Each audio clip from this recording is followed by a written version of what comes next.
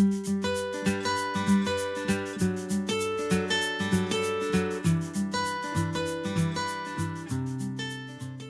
right, so my name is Bradley. I am Bradley Campbell. I'm a director with 10X Software Solutions. This is our 12th and final regional training. This last week alone, FYI, I put on the vehicle that I rented. It was started at 0, right? I've put 1,479 miles on. That was just this last week into this weekend. And I still have a little bit more to do as well. And then we did 2 weeks of training prior to that. So I probably put another 1,000, 1,500 on. So I've probably gone 3,000 miles around Kentucky. So I've seen a lot of this great state. You know, we have been in Kentucky for a while now, actually. This process has taken about 3.5 years to accomplish. Okay, so we did a small pilot with 7 counties during the presidential election, and it went off very, very well. Then we had to go through the formal process of an RFP, which is a request for proposal, which happens in government all the time. And when we won the contract, we were then able to, this last May, use those same 7 counties again and expand the program. So 3 counties, Boyle, Madison, and Franklin went full county this last May. So they've already implemented all of their precincts, all of their locations with their touchpads. So that's very exciting. This election, you all have chosen either a single or 2 precincts, right, to implement in for this election. Come May, our goal is to go statewide, all precincts, all touchpads, okay? But let not your heart be troubled. You will hear me say that many times today. You've heard me say this before. But let not your heart be troubled, because you will still have the paper rosters as a backup, okay? So if something were to happen, you would have those paper rosters until, I believe, the end of next year. So we still have several elections to have those paper rosters. But the beauty of it is the electronic poll books actually, in a lot of respect, I'm going to just mention security really quick, in a lot of ways are more secure than paper rosters. Now I say that only because there's a lot of transfer back and forth of signatures and ballot releases and all that. Remember how we do, the state board elections calls it a boxing day, right? Where they box everything up and they send it to you clerks. Now the paper rosters have public information on, that's fine. But after the election, you then have your own boxing days, and then you ship that back to the State Board of Elections in the hopes that nothing happens. The box doesn't get opened up, manipulated, all those kinds of things. So it then takes a good 3+ months to actually get voter credit for all the voters in your counties that have actually voted, right? Because they have to then scan all of those signature rosters, and that is a monumental task and extremely expensive, right? So it costs to ship them from the State Board of Elections, it costs to ship them back from your offices, and then it costs time and energy and money to actually get those paper rosters scanned and the voter credit out there. So with the electronic poll books, you will actually be able to have that voter credit in near real time, basically. Now again, there's always that certification time frame that we have to adhere by. There's all the, accountability and all the things that we have to go through. However, those voter files will be available almost immediately for you in your county. You will also then get a digital paper copy of your roster for your retention rates as well. And you can print that out and actually have it in your offices just like you would a regular paper roster. Only it doesn't take 4 or 5 months after the shipping and all that stuff. So having said that, we're going to talk a lot today. I'm going to throw a lot at you. The first part of class, you have several things in front of you. This is the housekeeping section, right? This is your outline for training, okay? This is just a general outline. It gives us a guideline of what we're actually going to be talking about today. I'm not really going to refer to it much. However, down at the bottom, there is a website. That is 10X University. There are 2 videos on there that will help you in remembering post-training today how to check in voters. One video is shorter. It just shows a manual voter search and a driver's license scan and checking them in. The second one, which is longer, actually walks through the second part of housekeeping, is your manual. Okay, it shows all the versions of, exceptions and absentees and already voted and redirecting. All of those things are in that second video. Also on that website are these actual manuals. So clerks in the room, if you're doing your training right before, I know a lot of you actually have poll workers in the room. You've got poll workers here, right? Yeah? No? Okay, and hands up for poll workers today, precinct officers. Yeah. Hi, raise them high. So, how long have you all worked? It'll be your fourth year. I think you have laryngitis, ladies and gentlemen, laryngitis. So, fourth year. How many? 30. Anybody better than 30? Oh, come on. Really? All right, well, thank you very much for all that you do for Kentucky. That's amazing. So, you wouldn't be doing this year after year after year if you didn't like it, I'm assuming, right? Yeah. Oh yeah, it's that $1 million payday you get every time you work. So thank you. I know you get paid, but thank you for volunteering. Yeah, I really do appreciate it. I had, just so you all know, I'm a former elections administrator as well, so I have been in your shoes. I spent 7 years in Clark County, Ohio. We had 90,000 registered voters, so I'm pretty okay size county.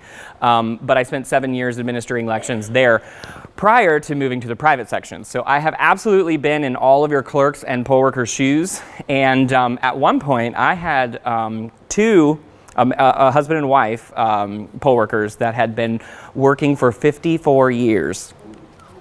They'd been doing it together since they got married. Isn't that awesome?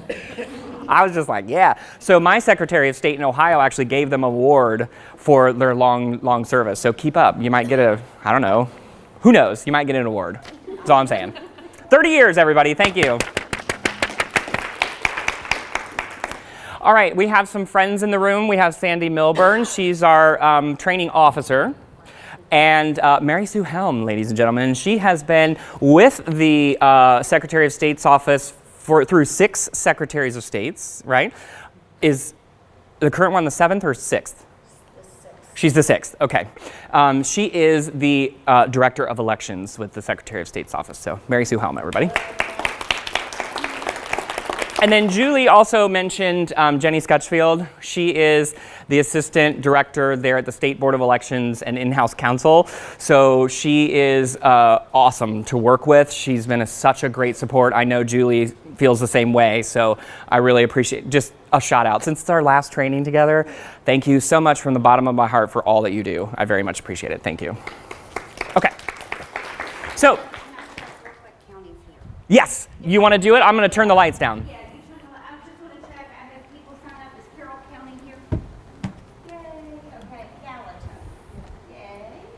There it goes. Henry. Shelby. Here. All right. And Trimble. Even. Very good. Is Greene County here? No, I don't think she They can. said they were going to try to come. Who did I miss anybody? Marion. All right. All right. Thank you. I'm sorry? Fleming. That's right. You emailed me Friday.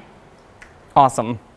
Okay, so we're going to jump right into the electronic poll book. So if you look on page 1 and 2 of your manual, did you like that? I didn't even have to look. So page 1 and 2 in your manual, this literally details step by step how to open your election on election morning. Okay, very, very easy. First things first, clerks in the room. These are your cases. You should have received them. If not, the cases came separate from the electronic poll books. Okay, you'll need to marry the two, right? But on election day, there is a little hole here to be able to seal these cases. So many of the clerks I've talked to have those rip-away seals, the ones that are like plastic or whatever that go through a hole. That's a great way to seal this because they are elections equipment. So you may want to take it upon yourselves to actually seal them to the location and then provide a seal back to the office on election night. So just like your normal procedures, your paper roster, the clerks in the room that actually work in the location, so not the county clerk, but the clerk for the precincts, right? You will bring these electronic poll books and all of their items that came in this case back to the clerk's office on election evening, okay? All right, so having said that, this is the case. It is compact, super light. It holds 2 electronic poll books, 2 cords, 2 blocks, a MiFi device, its cord, its block, and 2 styli. Now you might be asking yourself, well, what's a cord and a block? Well, all you do is just open this case. This is a cord and a block, okay? County clerks in the room, they were shipped separately, right? So you also have to marry the two, right? So once they go in, this goes into the electric outlet and this goes into the electronic poll book, okay? These two, you can just literally wrap them like this, super easy. They go in the bottom of this case. There's a little cutout in the bottom. And then next to that is where you can put your stylus. And then let me grab one of these.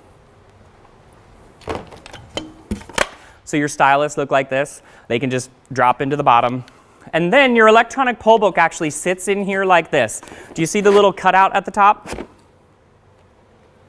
So super easy. So in the morning, when you get to your location, our recommendation is that clerks for the precincts in the room, you open your cases when you immediately walk through that door and unlock the door for your location, 5 a.m., most of you, right?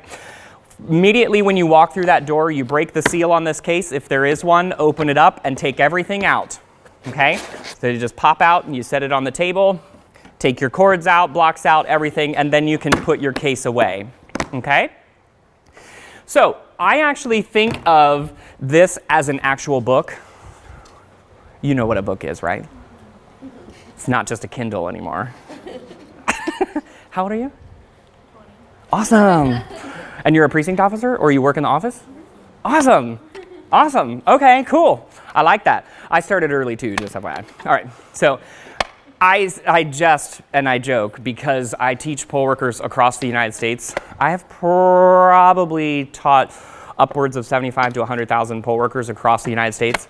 And I have had classes where I have 18-year-olds and they're like, books? I'm like, yes, a physical book that smells amazing, right? Touch it. So I think of this as an actual book, okay? Because there's 2 ways to open an electronic poll book, right? This is the way I teach it first. All you do is hold both sides and you literally open it like a book. Now there are magnets in here. Okay, so they are a little, when you first start out, you just have to learn to release it. All you do is open it like the book. Ladies in the room, romance novels? Anybody? Mary Sue Helm. Look at you. I knew I liked you a lot. All right, so you know those books when you're reading at night, paper bound, and the pages go back at you and you have to break the binding a little bit to get them to stay? So you think of it this way. You open it like a book, and then all you do is just break the binding and then set it on the table. Okay, and you're set up and ready to go. This is what we call a flip and share stand. It's fully enrobed, the electronic poll book, in aluminum, hard shell, right? So if you were to drop it, it will protect it, okay? And once it's open, then watch what I can do.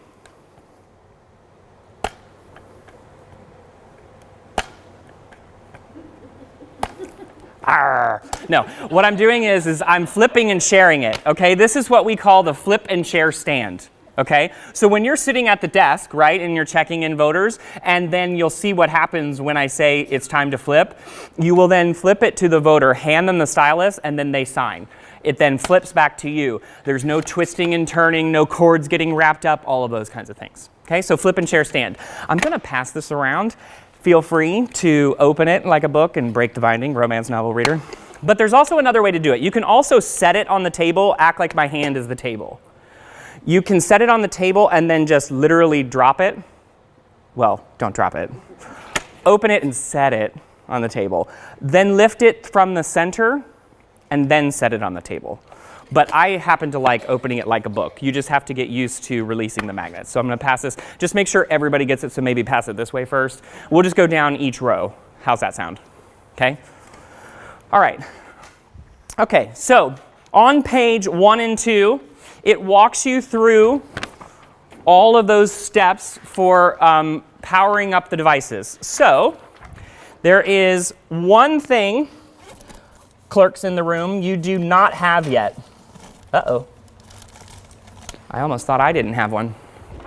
This little guy is the MiFi Unit. This is the encrypted cellular network that these electronic poll books connect to what we're going to talk about in the second half of class, Precinct Central Console. Okay, this is where you're able to get a glimpse into your locations on election day. Okay, so this device, so once you take everything out of your case, lay it on the table, this is the first thing you'll do. Up here in the upper left-hand corner, or upper left-hand side, I hope he brings back my caramel macchiato. On the upper left-hand side, there is a power button. All you do is press and hold that power button. Okay, the screen will change and you'll get like a little AT&T icon, right? Give it a moment, let it do its thing. It's powering itself up. Okay, when that screen changes and you see data usage on there and some information, when that screen changes, then and only then do you plug in the cord and the block. Okay, so it's still powering on. There we go. So do you see how the screen has changed? Okay, then and only then do you plug it into the power outlet. Okay, so the reason why I say that is because I've seen poll workers across the United States plug this in, the screen changes, it brightens, but guess what? It's not powered on, okay? It's just getting electricity. So power it on first, then plug it in. The next step is super easy.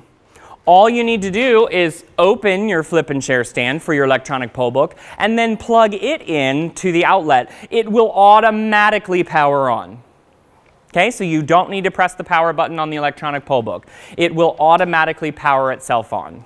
Okay? Can I ask you a question about Yes. that? Just something that has kind of just popped into my mind. Mm-hmm. So will the poll books work without the connection to Yes, the Wi-Fi? absolutely. So what's the point in doing it if people aren't trying to retrieve Yeah. information through the day? We're actually going to cover all of that in the second half of class, but great question. So she's asking, do the electronic poll books work without this? Absolutely. In fact, these are standalone units and they talk to one another, what we call sideways connectivity. So the two electronic poll books that you have in a single precinct, you will want to power them both up, get them connected so that they will talk to one another throughout the day. That's one, kind of like a redundancy. Backup, if you will. But also, clerks who are with the precincts in the room, you may have a line. You may call one of your judges over and say, could you please help me check in some of these voters? You can use both touchpads or electronic poll books, we call them touchpads, throughout the day. Okay? And we'll talk about the other parts later. I'm going to power this off so it doesn't. Okay. So, everything is laid out for you, right? I give you words and pictures, right? It's awesome because, oh, it's upside down. You'll notice that you will never be asleep in my class, I'm just going to tell you. So I give you words and I give you pictures because I want you to be empowered with not having, well, yes, I want you to remember, obviously, right? Because we learn by doing, right? However, if there's something that has escaped your mind or you're anxious or something's happening, I want you to be able to refer to your manual and visually see and read what's there, okay? So everything is laid out for you step by step. Okay, so if you move to page 3, please. That very first image you see and a number 1 next to it or above it, right? When you plug in your electronic poll book and it powers itself on, that is what you will see once it's powered on. Okay? That is the iPad, by the way. These run on Apple's iPad platform. Okay? You will see this image, right? And what does it say there in that picture? It says something else there too. Yeah, right? So all you need to do is follow the directions that are on any screen as you walk through or as you walk. See, she's feeling it. So you touch the ePollbook app. That's the red, white, and blue app that's right there in the little bar at the bottom. Once you touch that, you'll go to step 2. This is your start screen. This is what you see up here. Okay, so from now on, I'm going to actually walk you through up on the screen itself. So you see some images here, right? Upper left-hand corner, there's like a gear icon. That gear icon is our troubleshooting menu. There's information about the touchpad itself, and it is scrollable. Clerks for the precincts in the room, I'm just showing you this because it's information, okay? If your county clerk or my office or somebody official calls you and says, I need some information about this particular touchpad, okay? Likely that it would be a call from your county clerk. All you need to do is touch that troubleshooting menu, and it always exists in the upper left-hand corner with that little gear icon, okay? To remove or get rid of that pop-up, all you do is touch the screen anywhere or right on the gear icon again, okay? In the upper right-hand corner, that kind of is a problem, isn't it? The echo, is it echoey? Oh, it is up here. All right, in the upper right-hand corner, do you see something that says training mode? Guess what you will not see on election day? You'd be surprised. I have received calls even in my home jurisdictions when we actually implemented these exact same touchpads. They were like, it doesn't say training mode. Oh my gosh, everything's wrong. Right? Well, there is a difference between training mode and production mode, right? Training mode allows us, especially as we start rolling out full county, to be able to check in the exact same voters in a classroom setting. So if every single person in this room had a touchpad in front of them, they could check in Jennifer Lopez at the exact same time, right? Whereas in production mode, a transaction would flow from one to the other, right? So if I checked in Jennifer Lopez and then you tried to check in Jennifer Lopez, you would be unable to because it would be marked as already voted. Clerks in the county clerks in the room, that's a good thing, right? So in training mode, that sideways connectivity is not available, okay? Also in training mode, when we're done checking in voters and class is over and they've already closed their election, all we need to do to set up for our next training course is to press that red X next to training mode. A pop-up will show, and it asks, are you ready to reset your training database? If I say yes, it will confirm with me that it has been reset. And if I had 12 check-ins, let's say, in the lower right-hand corner, it would now be back at 0, and you're ready to start your next training. Okay, so we were at the point of pointing out everything that's on this screen, right? So we talked about training mode. We talked about the troubleshooting menu. Do you see where it says Asset ID and Device ID? Jay, I'm still waiting for my caramel macchiato, just saying. No, I'm teasing him. Yeah. So Asset ID, Device ID, these are, remember the card catalogs we had in the libraries, which a lot of our libraries still have? It's a way to index books. This is actually our way of indexing electronic poll books, okay? So Asset ID, Device ID are important really more for tech or warehouse people and the county clerks than it is for you clerks that are in the precincts. Next to that, you see there's like a green fan, if you will, and it says OCFC guest next to that. That tells me what network I'm actually connected to, okay? The green fan means it's connected. If you see a red broken heart, that means there's no connectivity at that given point. Because we're in training mode, there is an icon next to that green fan and information next to it that does not exist. Because remember I told you that the sideways connectivity is cut during a training database or training mode? In production or on election day, you will also see another icon next to that. It looks kind of like a little infinity symbol. That tells you what touchpads are connected to your touchpad that you're using. So for instance, you have a precinct with 2 touchpads in it, you'll see those connections there because the sideways is turned on. Next to that, you see it says 100%. That means that it's actually plugged in and getting electricity. You may see a little battery icon, like when you're playing with these during our break. You may see a little battery icon. It may say 38%. It may say 56%. That means that it's not actually plugged in and getting electricity. These touchpads need to be plugged in all day long. Okay?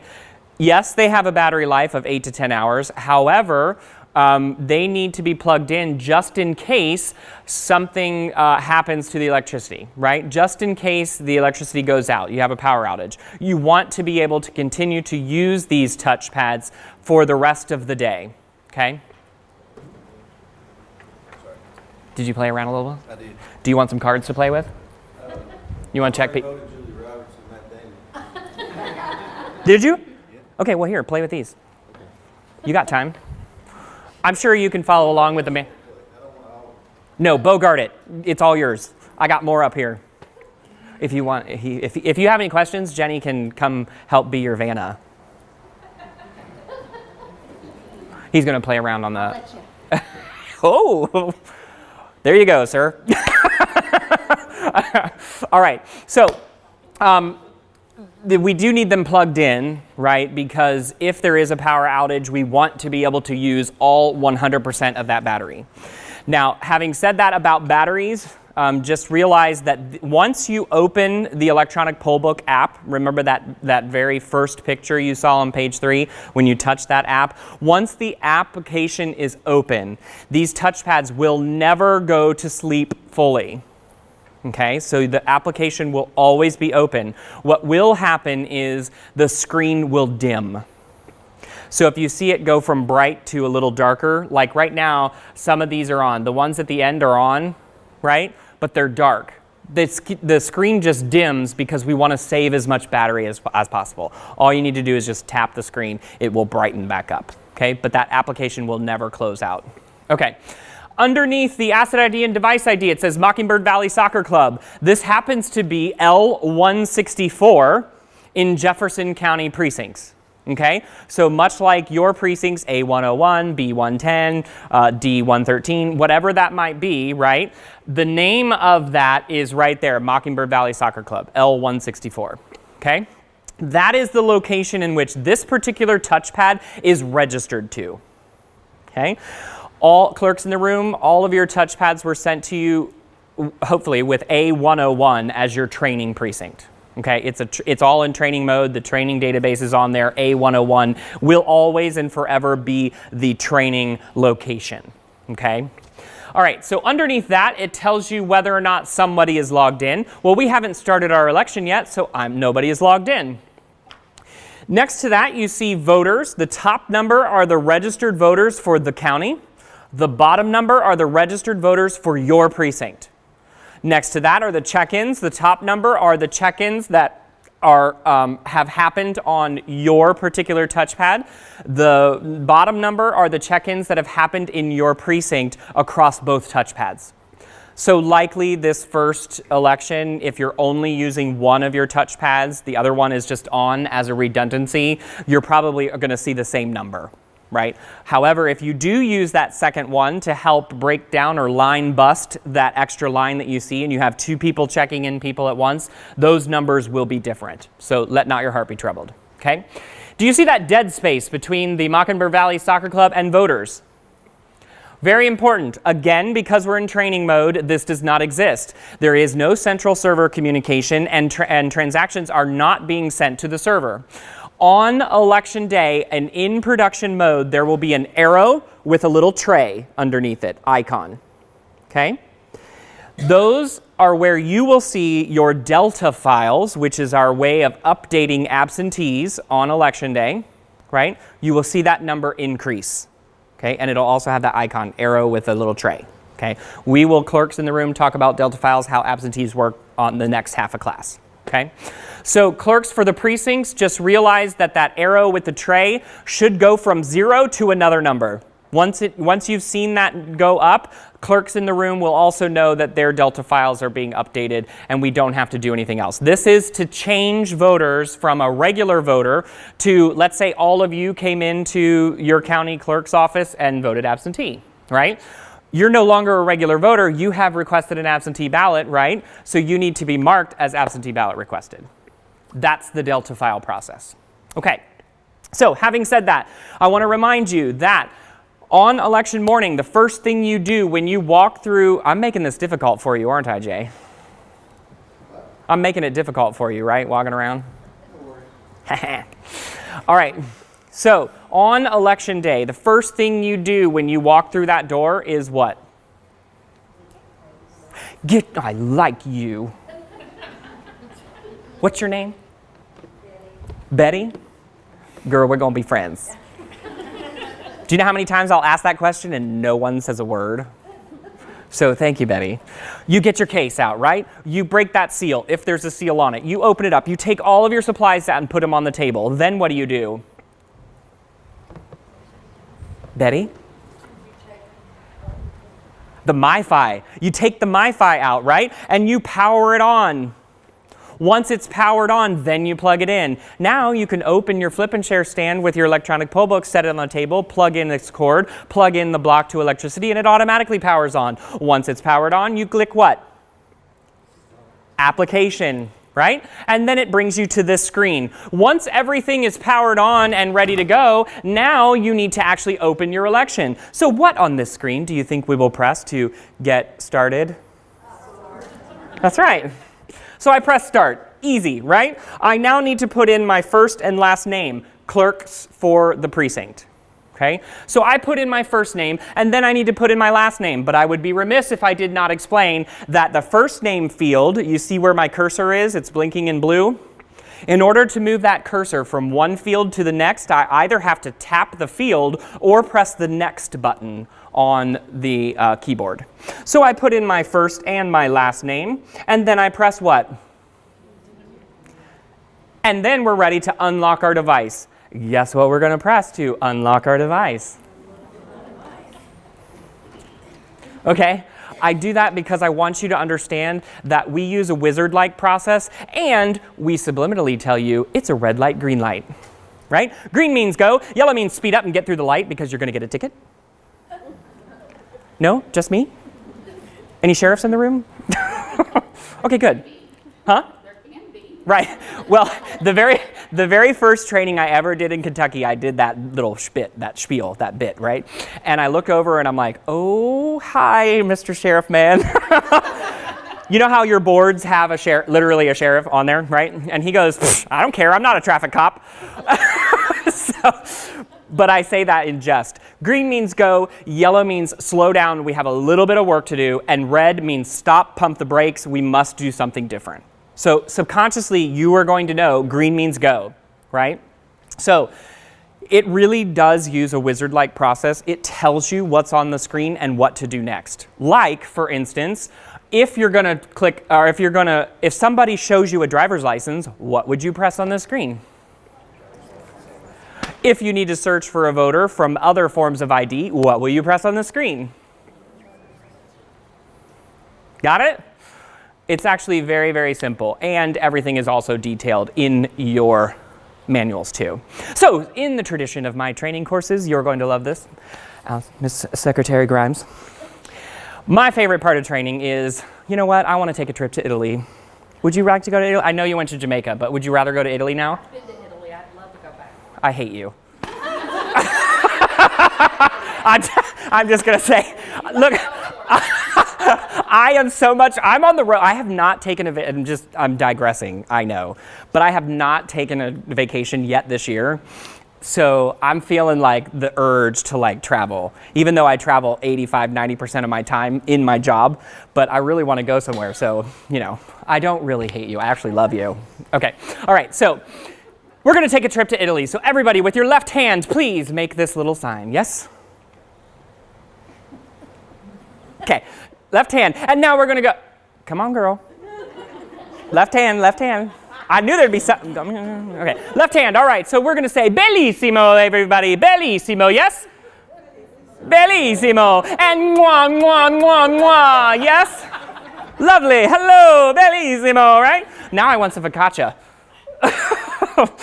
All right, so having said that, when we're in training courses, clerks for the counties in the room, you will be getting, or if you have not already gotten the instructions, I believe you have, on creating these training case IDs. These actually are like, they represent a driver's license, they represent like a personal acquaintance, because we don't have people like Meryl Streep in the room to actually come up, and it's like a scenario, if you will, okay? So, for instance, Meryl Streep is in the room. She shows you a driver's license. So, like we took our trip to Italy, we're going to place that driver's license in our little bellissimo hand, yes? Because typically, you hold a driver's license like this. You pinch it 2, 3 hands, whatever that might be. Then, do you see where I'm placing this driver's license? Back left-hand corner? Now, if you had touchpads in front of you, I would also have you go, mwah, mwah, mwah, bellissimo, touch, touch, touch, touch, touch, right? Because it's all about muscle memory. Yes? So when I put that driver's license in my hand and I place it right here in the back left-hand corner, right? Watch what happens when I press driver's license scan.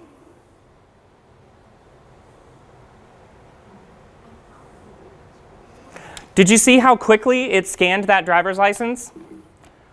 Now, everybody in the room, just FYI, the only information that's really on this barcode of any driver's license is your name and your birth year. Okay? It's the same way, you know, you go in and buy some beer. I don't know. Do they still swipe? I don't think they do. I don't know. I haven't been carded in a while. You're probably going to be carded forever. I'm just saying. I thought you were like 18. That's what I'm saying. So, but anyway, what the system is doing is it's looking for your last name and birth year. That's all. Right? And it's not recording anything, it's not taking anything down, it's just literally searching for last name and birth year. You'll see 9 times out of 10 it will pull up the exact same voter. I'll show you what it does if there are multiple search results with the same last name and the same birth year. Okay? So again, we use the red light, green light system, so we see something very important in the dead center of the screen. What do we see?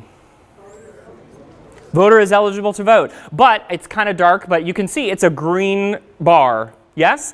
So what will I press to move forward? Right. Watch what happens.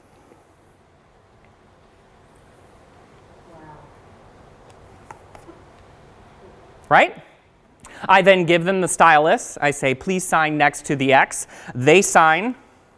I'm just going to sign for them, obviously, because we're in training.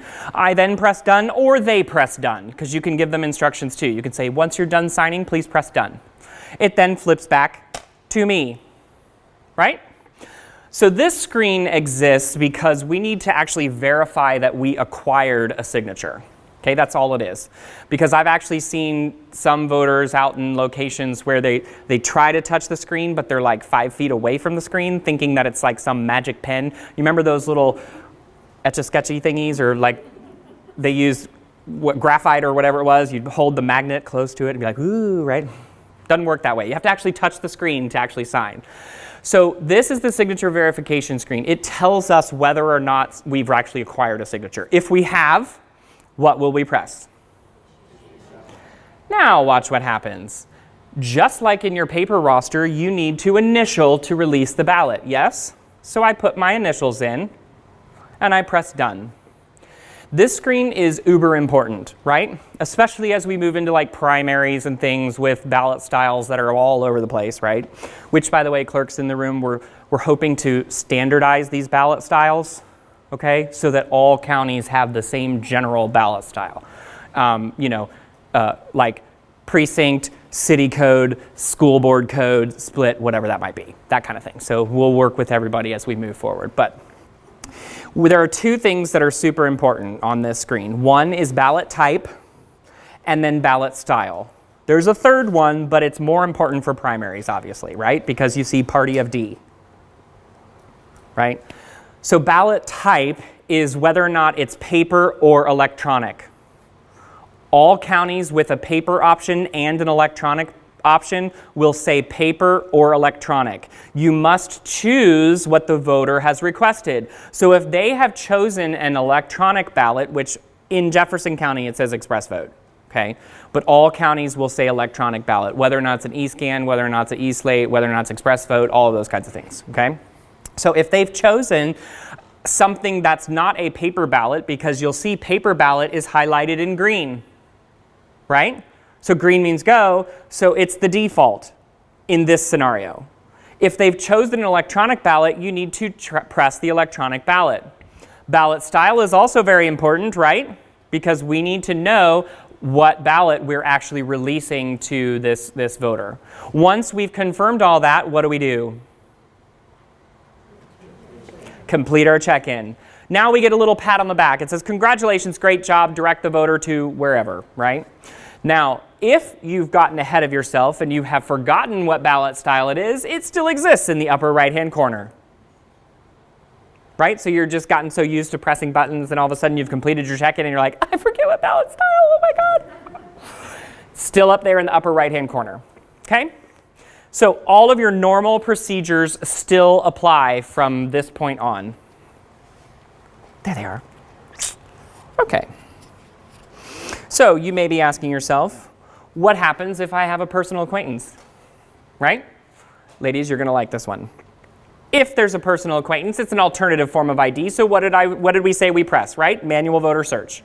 So when I press manual voter search, I need to choose what ID type they're presenting. You'll notice there's a driver's license also exists in this list. That is for those cases in which, like men in the room, we keep ours in our wallet in our back pocket. Sometimes that leather gets all over that barcode and then it's just dirty and it'll never scan. So clerks, for the precincts in the room, if the driver's license is not scanning, let not your heart be troubled. Press the home button.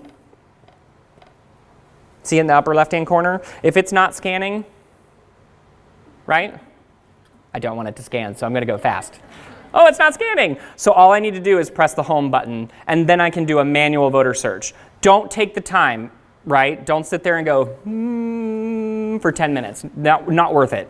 Just exit out, click the home button, and choose driver's license. However, this is a personal acquaintance. You're going to see why I'm giving you that face here in a second. I press continue. We use the 3 and 3 method, right? Or the 4 and 4 method. We put the first 3 characters of the last name and the first 3 characters of the first name in to search for a voter. So I put in my first 3 characters of both first and last name. I press search. If, she got it right away. All right, if there are multiple search results with the search criterion that I put in, right, this will show. This, if there are multiple in your location, you need to choose the correct one. So you have birth date, address, all of those kinds of indicators to help you. There are also some that are not in this location. Okay, but I'm actually looking for this particular individual. Personal acquaintance, I'm just saying. I choose that individual and then I press continue. For those of you not in the room, who are not in the know, this is Thor. Chris Hemsworth, Thor. You're not amused. I'll give you another one later. Okay. All right, so Chris Hemsworth comes in. He's a personal acquaintance. We know him, right? He's ready to go. We know he's eligible to vote a regular ballot. We get voter signature. It flips to the voter. They sign. They press done, or we press done. We issue the ballot. We initial for that ballot, and we press done. Now we need to make sure we choose the correct ballot type. He happens to be wanting a paper ballot. It's already in green. I now look at my ballot style. I make sure I find that right ballot style, and I complete my check-in. If I forgot my ballot style, it's in the upper right-hand corner. Okay? It's very, very easy. How does that make you feel? Okay. Yes? Yeah. All right, so this is in a primary mode because it's got Democrat, Republican on it. They will always say what party it is. Yep. What party? Okay. Yep. All right, on the ballot style, is it like if you're in control precinct, and there's, you know, which I have several precincts which are controlled, so does it tell them which ballot they get? Yes. That's the plan, yes. But that's the whole point of this whole ballot style question that we have moving forward. We're loading ballot styles now and working with your vendors. You know, you have HARP. HARP. Do you have HARP? What does Julie have here? Same thing, probably. Yeah. Yeah, there's 90 counties with HARP, so it's 90% I'm going to be right. But we're working with HARP and ES&S to make sure we have the correct ballot styles as well as the Secretary of State's office. In this election, it may still be that same code, but we're pretty, 9 times out of 10, we're pretty sure that it'll be the actual ballot style. But it might still be that same coding that you see in the signature roster. But either way, it benefits you because they're used to seeing what's in the signature roster, which would be the secondary choice, or they would love to see that ballot style itself. So yeah. Well, they don't look at the signature roster, I just thought maybe they would pay attention. Well, that's true. That's true. Yeah, that's blaringly obvious. You're going to see ballot style. Yeah. All right. So again, I ask you, how does that make you feel? Empowered, excited, wonderful. Woo! Okay. I have a lot of work to do in this room for some reason, but okay. Let me separate some of these out for me so I can show you some of these. Okay. All right, so you may or may not see these in your county, but I would encourage you to start training on it so that everybody is aware, because this program is still really in its infancy, okay? You're going to see something different here. Right? You see something more than just voter is eligible to vote, right?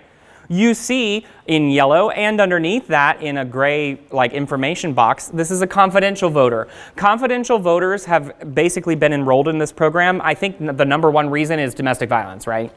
Are there other reasons? Court order, things like that. This is to protect these individuals from harm, right? We don't want them on voter rolls or in public documents with their actual physical address in it, right? 700 Capitol Avenue, the secretary knows as well, is the actual physical address of the Capitol building. So all people who are in this program, their address will show up as 700 Capitol Avenue. Got it? And this is anytime we see them in the VRS as a confidential voter. Okay? Processing is the exact same. You may also see this.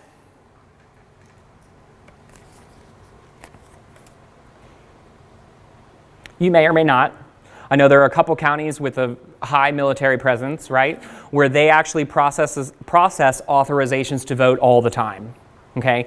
This is the case where a active duty military serviceman or woman is deployed across somewhere out in the world, right?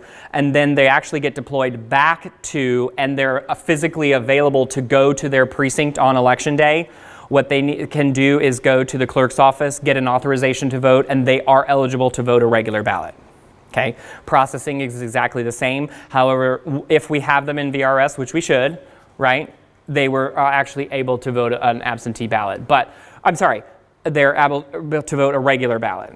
Correct me, right? So clerks in the precincts in the room, you still have to see that authorization to vote to allow them to vote. If there's any question at all or they don't have that authorization to vote, exit out of this by pressing the home button and call your clerk's office to confirm, okay?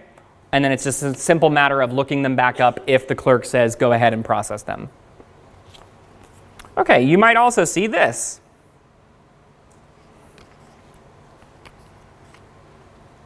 You know those forms we have where they fill out the form, they check mark that little box that says I need to be put on the permanent assistance rolls. If everything is in VRS, right, so clerks, deputies in the room, you've put it all into VRS, we have that data, they will be flagged as permanent assistants. This really exists so that the precinct officers in the room can actually know ahead of time that this individual is on permanent assistance. Okay, so remember, have that person assisting complete the voter assistance form like we normally do. So normal procedures still apply. Okay, now something totally different, right? We do not have a voter is eligible to vote a regular ballot, green bar in the middle. We now have a red bar that says they cannot vote a regular ballot. Read those instructions below, right? The voter has requested an absentee ballot. Please direct the voter to the county clerk only if the voter is disputing that they have requested an absentee or voted absentee, okay? You probably won't see this often. You may, right? Most voters know that when they request an absentee ballot or they go into the office, they're not going to go to the location on election day. But there's always that exception, right? Because it's elections. So if somebody comes to the location and they have already requested an absentee ballot because we have them in VRS, they will be marked as this. Okay? Now remember, clerk's final say.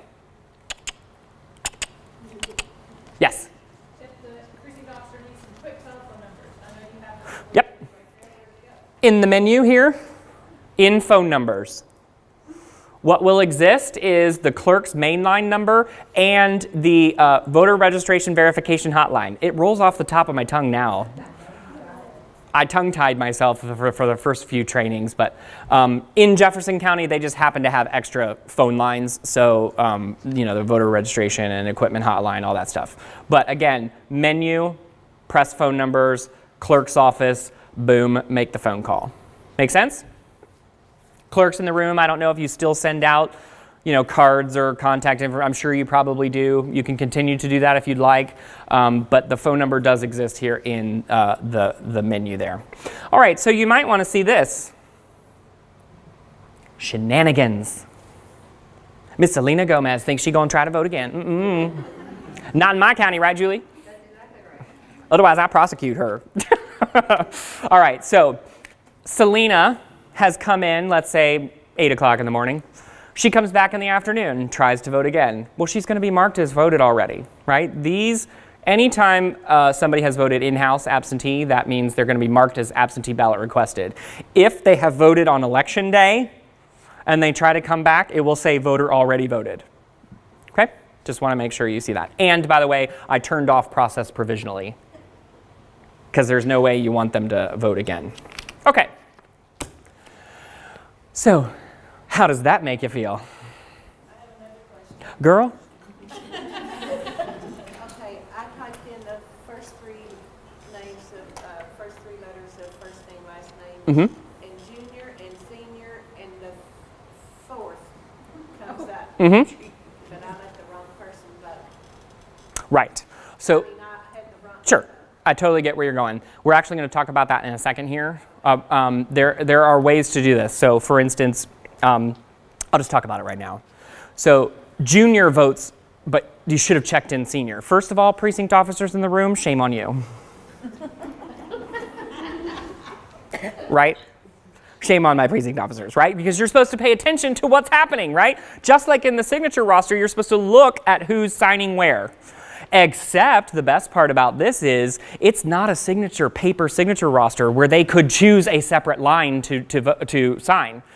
It's all on you as precinct officers now because you didn't look at what was on the screen, right? If it's junior, it should say junior. If it's the fourth, it should say fourth. If it's nothing, right? If they don't have a junior or a senior or whatever it is, it should say so you need to confirm all that information. Having said that, mistakes happen. It is a busy day, right?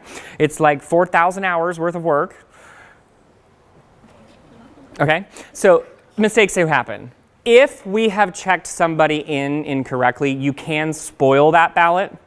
We still have a record, so we still have that signature, right? So if junior was assigned seniors, you can spoil senior's ballot when senior comes in and says, oh, I didn't vote already. He calls the clerk and he goes, well, my son came in earlier, and you're like, oh, okay, we need to let him vote. We can spoil junior's ballot, right, and allow junior who signed senior. Am I losing you? Yeah. Junior comes in, signed senior. Yeah, I know. I'm walking you through the process. So junior comes in, he signs senior. Senior then comes in and says, I didn't vote already. Calls the clerk's office. Clerk says, oh, my son, he tells the clerk, my son came in. Oh, that's got to be what it is. You can spoil senior's ballot and allow senior to now vote again. What that means is, junior, we already have a signature for in here. However, we spoiled it. So in this case, precinct officers, you would need to take note of this so that your county clerk will know junior signed seniors because it was my mistake. We spoiled seniors so senior could vote in that given moment. So we will need to then do some research, pull that signature off of the electronic poll book, and we can give credit for both of them. Make sense? However, you also have your supplemental roster. Right? That's what you do in your supplemental roster, am I not right? So use your supplemental roster. If it's too confusing for you to use your electronic poll book, then use the supplemental roster because that supplemental roster will always exist from now until kingdom come as of right now. Right? Yeah. So, all right. Now, some other additional items in the menu. You have update absentee. Clerks in the room, we will talk about this. What about the first person to vote got a ballot? Yeah, we're not going to talk about that anymore. I'm going to revisit it later.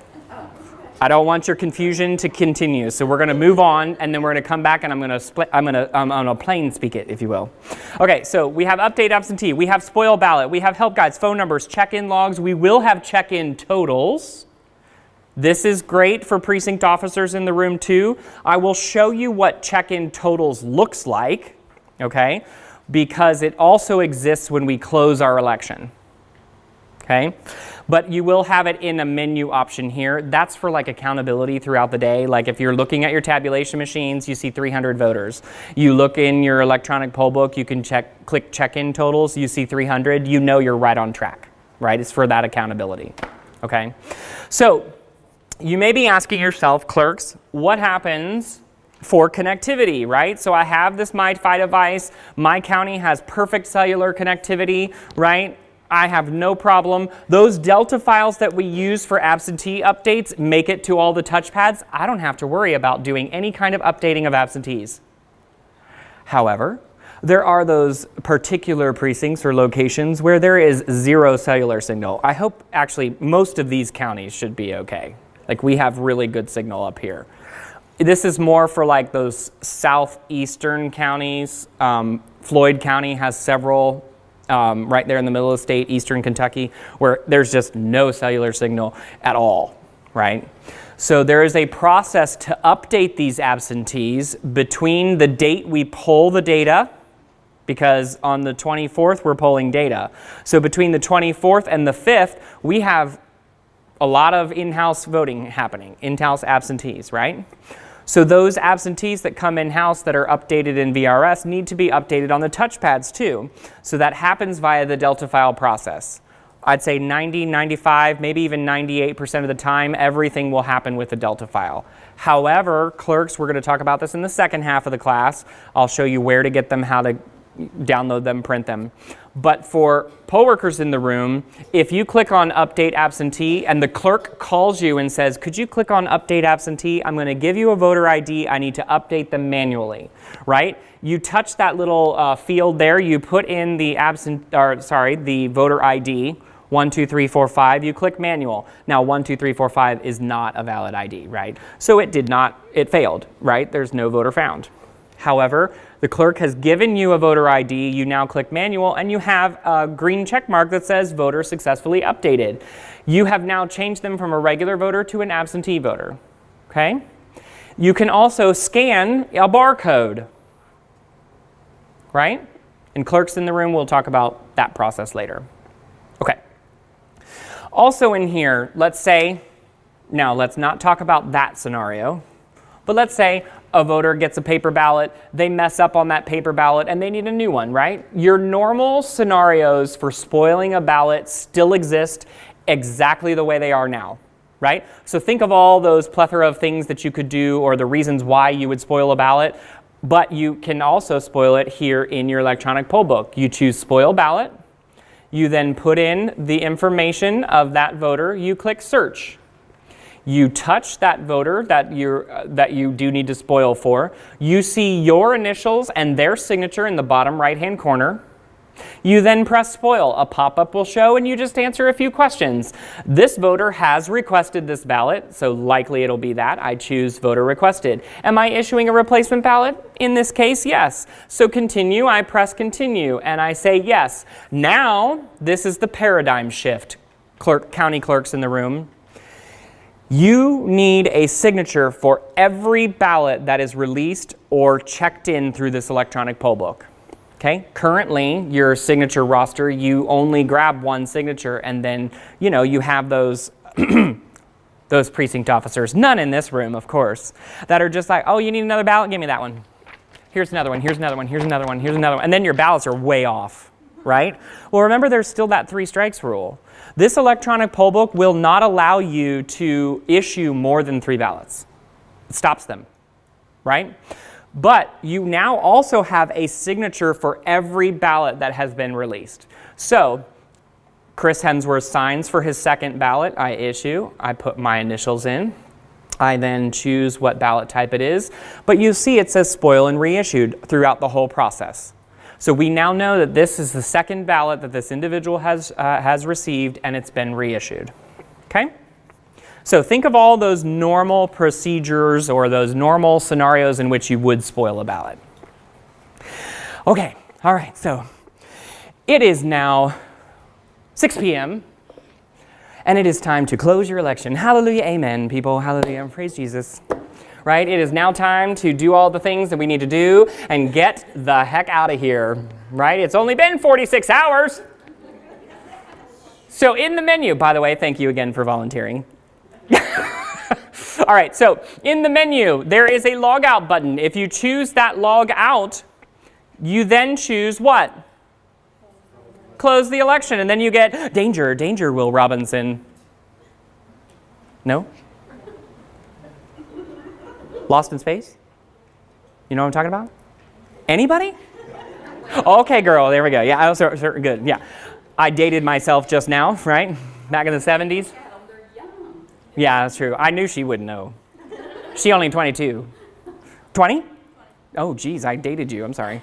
She 20. She don't know it. But however, there is a new one out there, FYI. If you have not gone to Netflix, there is a new Lost in Space, and it is darn good. I'm just saying that. All right, so basically what I'm saying here is danger, warning, we do not want to close our election, or we do. This exists so that somebody doesn't willy-nilly just press close the election. Okay? So if it is indeed, hallelujah, amen, last person walked out the building, we now lock the door, we're able to do our closeout procedures. I do want to close my election, so I say yes. It now synchronizes all of the data. Remember how I said that check-in totals will also be in your menu, right? It doesn't exist in this database, but it will in your production database. That's what check-in totals looks like. You'll see ballot styles, how many have been issued, provisionals, spoils, totals. Okay, so that'll help you stay accountable throughout the day. In the menu, check-in totals, that is what it looks like. However, we've already closed our election, right? Now, we see in the upper left-hand corner, transactions pending. I'm in training mode, right? I've already stated that central server is not turned on, there's no sideways connectivity, so my transactions will always be pending in training mode. In production mode, those transactions will start to tick down. 11, 9, 5, 0. It'll say then and be replaced with a green device locked. Okay? So your job as a poll worker, just like when you walk through that building in the first part of the day, is to unpack and power on all of these devices, get them set up. It'll take you 5 minutes or less. Then you can go about doing your other things, setting up your tabulation machines, putting up your signs, putting out all your paperwork, etc., etc. Right? When that first or the last voter walks out the door and you lock the door and you're ready to shut down everything, shut down your electronic poll book first. Right? Leave everything on. Keep that MiFi device on. Don't do anything with it. Allow this to take the time while you are doing all the other things that you need to do to close down your close down procedures. Allow the device to have time to send those transactions. You won't be waiting then at the end of the day for the transactions to send to the server. Okay? Once we see a green device locked replacing those transactions pending, we now know that all transactions from the whole day have been sent to the server, and then, like Clerk Julie, will not have to open these back up and get them connected in-house, because then she has to take it upon herself to get those transactions to the server so that we can get voter credit for everyone that came in that day. Okay? Now, there are those exceptions, clerks in the room, just FYI, there are those exceptions where if this device did not have connectivity for some reason throughout the day, then you will have to get it connected in-house in order for those transactions to get to that server, okay? Also, let's say the poll worker decides that they're just going to power this off before or after they close the election and there's still transactions pending on here, okay? We will be able to do an audit on the server side of things to make sure that all of our transactions have actually gone through. So you may get phone calls from people in my office asking you to turn on a certain touchpad and get it connected so we can watch those transactions come to the server. Okay? Clerks for the precincts in the room, let not your heart be troubled, because your job is done, right? You don't have to worry about any of that. That's really for my county clerks and deputies. Okay? All right, so any questions thus far? Okay, so take your election day hat off and put on your training hat for future elections. Okay, clerks in the room, deputies in the room. When you have multiple training courses, remember how I showed you how to reset your training database earlier in class? The only way you're able to log in again is if you press a button on this screen that says, allow login again. So when I press that again, it'll take me to the start screen and I can actually log back in, okay? If I were not to press that, then I wouldn't be able to, it would take me right back to my close, that closed bar of that information, okay? So having said that, I now have check-ins in the lower left-hand corner. Remember precinct officers in the room? This is not for you. This is just for training in clerks. I have check-ins now still. I pressed allow login again, but now I still have check-ins. Well, I want to clear those check-ins. Remember how to do that? Upper right-hand corner, click the red X. I say yes. It confirms. Now my check-ins are down to 0. Right? And it's as easy as that for resetting your training database. So, before we move on to the Precinct Central console, the console is where you're able to monitor your devices out in the locations. It's a way for you to proactively monitor your locations on election day. Bueller?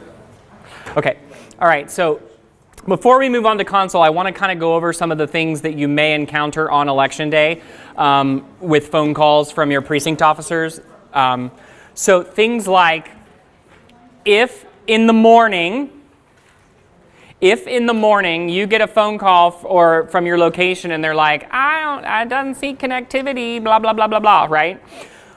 You will also be able to monitor your devices on election day, and I'll show you what. So in any case, what you will want to do is actually have them migrate, first of all, to their electronic poll book, and whether or not they see the green fan where it says OCFC guest, on election day it'll say KY votes, okay? That's the name of this MiFi, KY votes. If there's no green fan and there's a red broken heart, all you need to do to instruct them to do is actually touch that red broken heart. I'm going to touch the green fan. It's a way to force send a heartbeat from the touchpad to the server. And what I literally mean by a heartbeat is that just like in your bodies where we pump blood throughout our bodies, right? Our heart pumps it through the blood. We consider a heartbeat things like transactions, metadata like is it plugged in, who's logged in, is it connected, those kinds of things, okay? So in order to force send the heartbeat, all they need to do is press that red heart or red broken heart or green fan and it will force send to the server. Now I say that because, just to give you a little technical know-how prowess of how the system works. Data is always being sent, right? In near real time, right? However, the user interface or the UI only updates every 5 minutes. So if you see a red broken heart, that means the last time it tried to send a heartbeat to the server, there was no connectivity for some reason, right? And that happens often, so let not your hearts be troubled. Get it? Y'all get it back there? Let not your hearts be troubled? Okay. All right, so let not your hearts be troubled, right? If it's just showing on the user side, the user interface, what you visually see that it did not send a heartbeat. But it's likely, in fact, already reestablished a connection and still sending data. So in order to force the user interface to update, you would press that red broken heart and it would say either heartbeat successfully sent or heartbeat not sent. If it says heartbeat not sent, that means for some reason it's not connected to that encrypted cellular network. Likely, it's because they didn't actually power on this device. It's the #1 reason why there's no connectivity is the poll worker did not power this on prior to plugging it in. Okay? All right. Okay. So let's talk again. Actually, I'm going to wait a second. I'm going to move this over here. Okay. So can you see this very well? Probably not. It's a little, I'm going to turn these lights back off. Bam. Okay. All right. So clerks in the room, county clerks, you've received an email from our company letting you know what your URL is, your where you will migrate to on your web services on your computers, right? First email that went out was the request for IP addresses. I'm going to say this, and I'm going to say it loud and bold. If you have not answered the questions in that IP address email, you will not be able to monitor devices on election day, okay? So if you have chosen not to respond to that IP address email, which went out twice, by the way, if you have not done those 2 steps in there, one takes you and it shows you what your internal IP address is. You copy and paste that into number 2, submit the form. If you have not done that, there is 0 way of you monitoring these devices because we whitelist your internal IP addresses for your computers in your office, okay? And what I mean by whitelisting means open the traffic for that IP address. Okay? If you try to migrate to your URL that we've given you with your usernames and passwords, and it doesn't allow you to even go to the website, that's because we do not have your IP address and you will not be able to monitor your devices. Having said that, monitoring your devices is something you've never been able to do before. You've never been able to have a glimpse into your locations in this manner before, right? So again, let not your heart be troubled. If you can't monitor your devices on election day, it's fine, right? Because it functions the same way that you've been functioning for 30 plus years, right? The only way for you to be able to see things that are happening in your location is to actually physically go to your location, right? However, monitoring your devices, Precinct Central Console, will allow you to have a proactive way into monitoring your locations on election day. Okay, so IP address, email, answer that. 2, try logging in to your URL that we've sent out to you, clerks, and if you can't get access to it, it's because we don't have your IP address. Questions, concerns, you can reach out to Jenny Scutchfield or Jared at the State Board of Elections, and they'll make sure, because we literally talk 20, 30 times a day. They'll let us know. Okay, so let's say you've done all the work, you've gotten your IP address to us, everything's whitelisted, you've got your URL, you migrate to it on your computer. FYI, the best platform, the best web browser to use is Mozilla Firefox, okay? You can use Google Chrome, works awesome. In fact, I'm on Google Chrome right now. Internet Explorer, that's the crappiest web, I'm telling you, it's awful. Internet Explorer, it's the worst web service available. So if you use Internet Explorer, I don't mean to break your heart or upset you. Did I turn this back on, Jay? Yeah. Okay. All right, so my microphone. So if you have Google Chrome, use it. If you don't have Google Chrome and you're just using Internet Explorer or some other random form of web browser, I would download Google Chrome. It's just a matter of going to your current web browser and typing in Chrome, and you can download it directly to your computer, or have your IT staff in your county do that for you if you want. But Mozilla Firefox or Google Chrome works best. Google Chrome doesn't work with state. The state. With the VRS? Well, it might with that, but it won't work with.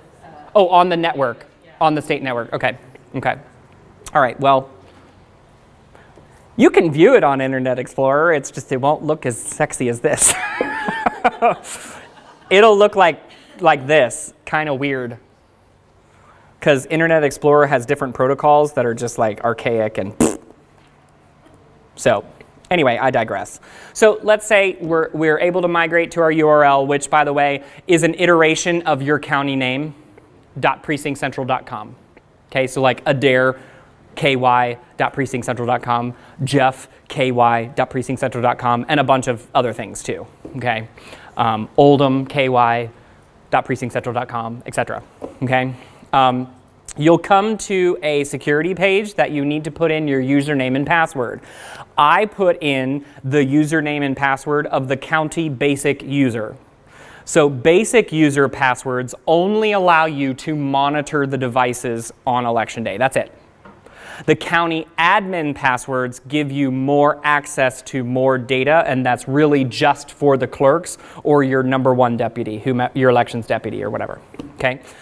So I'm logged in as the county basic user, and this is what I see. The first thing I come to is the launch pad. This gives you a high-level overview of what's happening in your precincts on election day. Okay, things like check-ins and turnout. Your percentage will start to show here. This is really more apparent for your full county deployments. Okay, because right now you're only seeing a percentage of your single or your 2 precincts, right? So your first item of business at 5 o'clock in the morning is to log on to Precinct Central console, go to monitor, and then touchpads. Do you see where I'm at? Monitor, touchpads. I choose touchpads, and it takes me to a screen that actually has the touchpads for your county, right? Likely 2 or 4, right? Single precinct, 2 precincts. Make sense? I currently have mine, which is the one I've been using all day, is training lead, right? The other 2 are the State Board of Elections touchpads, okay? So you see, we use the red light, green light system just like everything else, right? So there are some items to kind of like cover. I'm gonna make this bigger for you. Is that better? The dark bar at the top are all filters. So things like deployment, communication, power management, sideways connectivity, user status, lock-unlock status, all of that exists for you. These manuals, FYI, the Precinct Central Console monitoring guides, they are universal guides for the whole United States. So there are many things in there that we in Kentucky cannot use based on Kentucky law. Okay, so if you see something super sexy in there and you're like, oh, it's because we can't use it currently, right? So the things that I'm going to show you right now are the things that we should be doing, especially for this election. So you log in, you migrate to monitor, you migrate to touchpads. At the very beginning of the day, you may not see things come online. However, about 5:15, you're going to be wanting to look at console to see whether or not things are online. So for instance, the State Board of Elections is not connected. It's on 78% battery. The second one is not connected, and it's on 74% battery. However, my training lead is connected, because I'm currently connected. It is plugged in at 100%, and I am logged in. Okay? I'm in training mode, so this icon will not be, it'll be red, right? Because I'm in training mode, there's no sideways connectivity. We talked about that. On election day, it will turn red and green throughout the day. Okay? This number here with the little arrow with the tray, remember how I told you that would be on the touchpad itself next to the connectivity? That shows right here. Those are your Delta files, okay? So you start at 0, right? And if you see the number go up to 1, that means that particular touchpad has received its absentee data via that Delta file. If at like 5:15, you're not seeing any connectivity at all, everything is still in red, guess what you're going to do? Ring, ring. Hi, Mary Jo poll worker. Have you powered on your MiFi device and your electronic poll books? No, girl, I'm doing other things. Right? Well, you've instructed them to power on, plug in everything. Start the election, log in, right, to get to that home screen. They should be here within 5 or 10 minutes of arriving to that location. What that does for you is it gives you enough time to help troubleshoot your devices. So like let's say it's 5:10 and you see all of them on, connected, logged in. That means you don't have to do anything to your locations. You've seen your Delta files go from 0 to 1, right? So that means you don't have to do anything to go to your locations or anything like that. However, at 5:15, you troubleshoot with your precinct officers. You call them and they say, yeah, I powered on my MiFi device. I see it on the electronic poll book. You can have them press this power button once and ask them what's on the screen, right? If it doesn't do anything and they just press it once, that means it's powered off. Okay, so you make sure that they power it back on.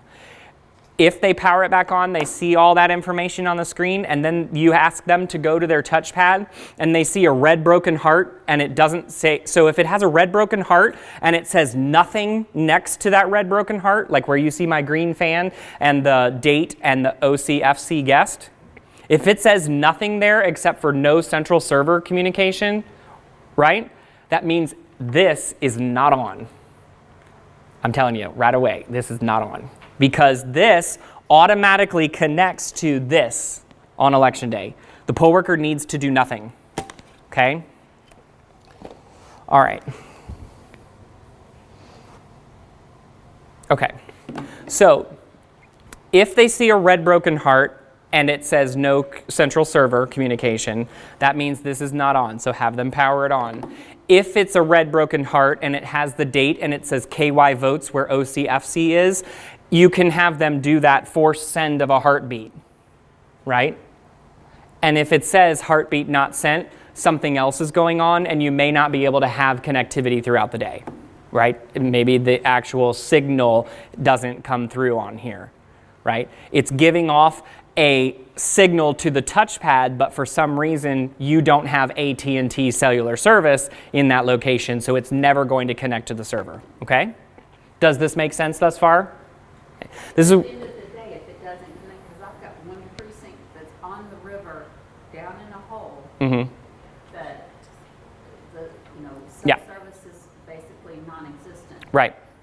So you can still use the poll book. Yeah, absolutely, all day long. We just don't have the ability to, Get a glimpse into your location. And there are two additional things. You'll need to actually send out the absentee barcode to that location to scan in the electronic poll books, because you still need to update those absentees, right? That's at the beginning of the day. And then at the end of the day, when they close out and power off these devices, put them into their cases, you'll need to take those electronic poll books out in your office, power on the MiFi device, get them connected so those transactions will go to the server.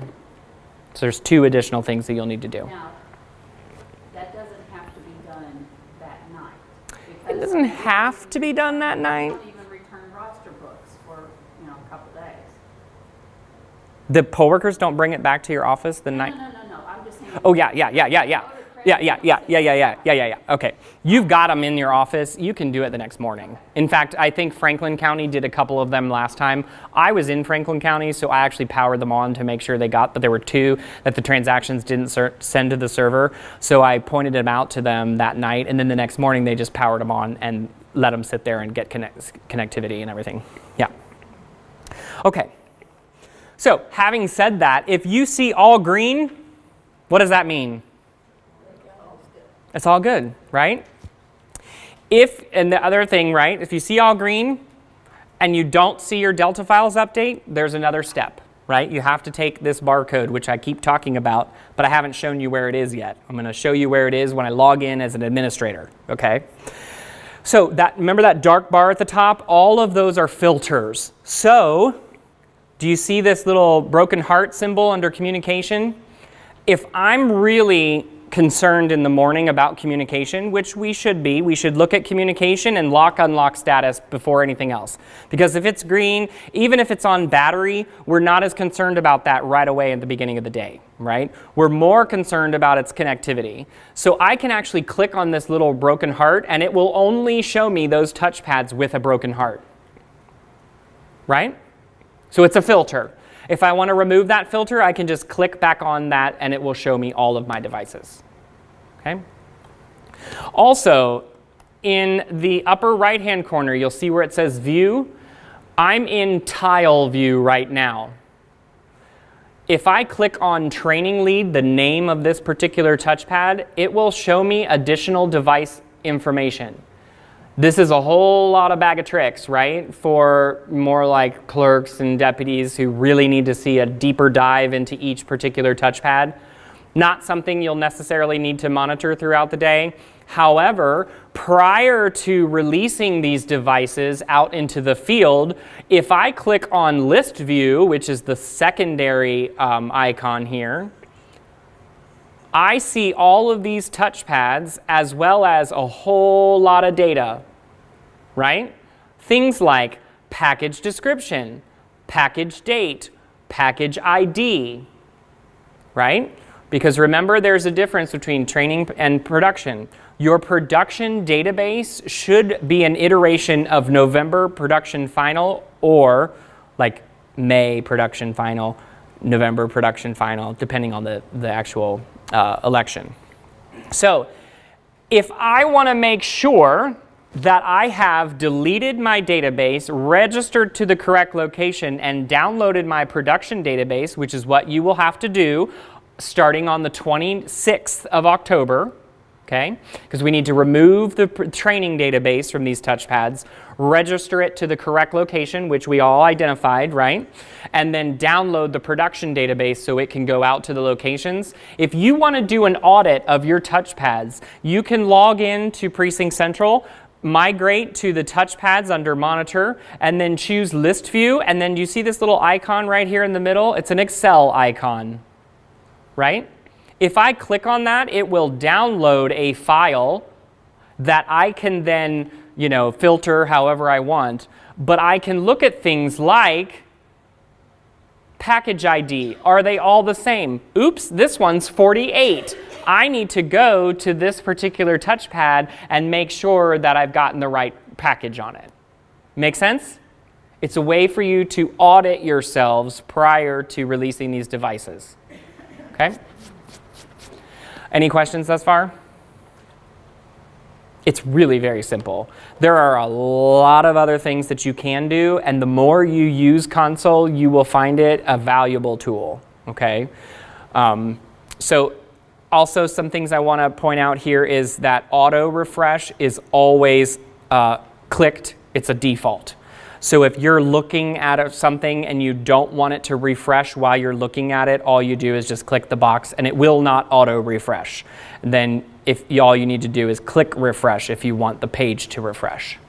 That's because data is constantly being sent right to the server from the touchpads, but the user interface updates every 5 minutes, so it could auto refresh in the middle of looking at something, right? And you want to make sure you're looking at the most current data. Okay. All right, so I'm going to log out of the basic user and I'm going to log in as an admin. You'll see a difference here. You see up here, I have a lot more things that I can monitor. You will not see incidents. You will not see setup. You will not see streets or docks. Okay? You will see monitor still. You will still see voters. You will see check-ins, admin. So, on election morning, if you're looking at your touchpads, right?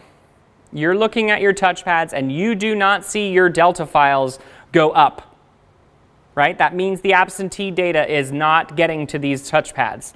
You confirm with your locations that they have powered this on and you are confident that it is on.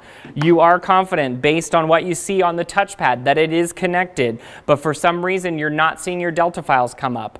Or you've confirmed with them that there is zero cellular service, right? And everything is powered on, but there's no cellular connectivity.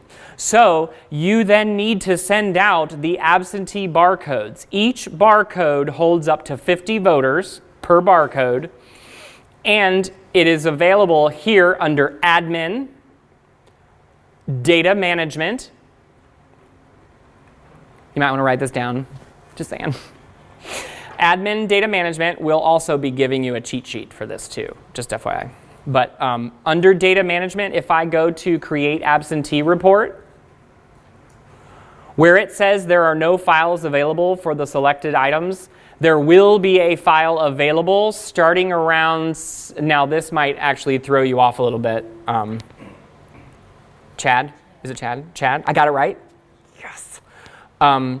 This, because we run absentees for the whole state at the exact same time, we normally would run it like 5:30 for, like, let's say Eastern Kentucky, but there are 2 time zones, so we probably won't be able to get the Delta files sent out until around 7:30 p.m. So take that into account with what we talked about earlier. If you wanted to.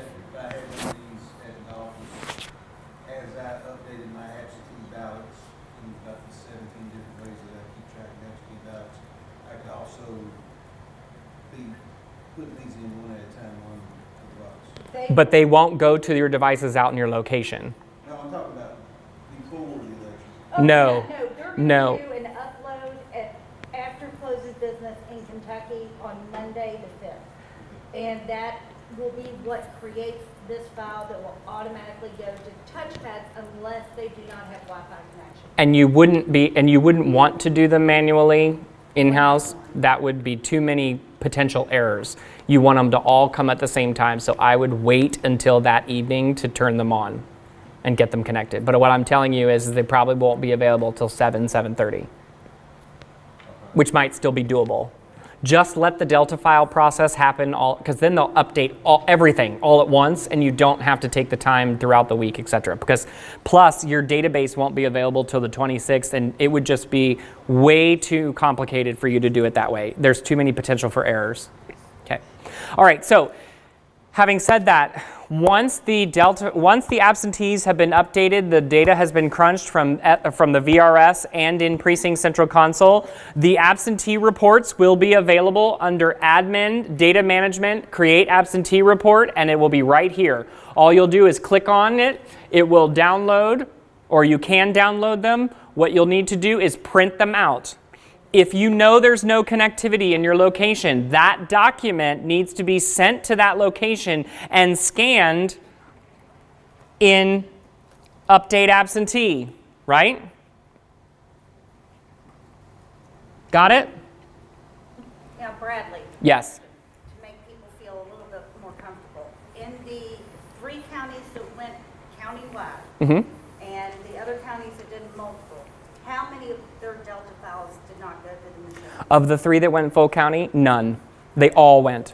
Okay, so Yeah. Madison County, which has a large rural area, Boyle County, and Franklin, no Delta file. There were no issues with Delta files. Now, Franklin County is the only one that had issues, and they did it on purpose. No, Floyd.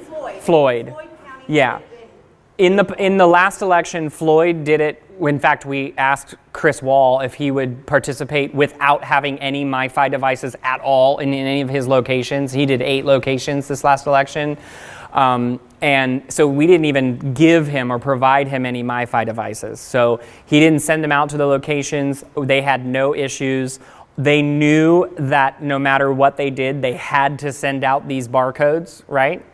So they were prepared, and they just went around to each location starting at 5 a.m. and were able to scan these barcodes. Okay.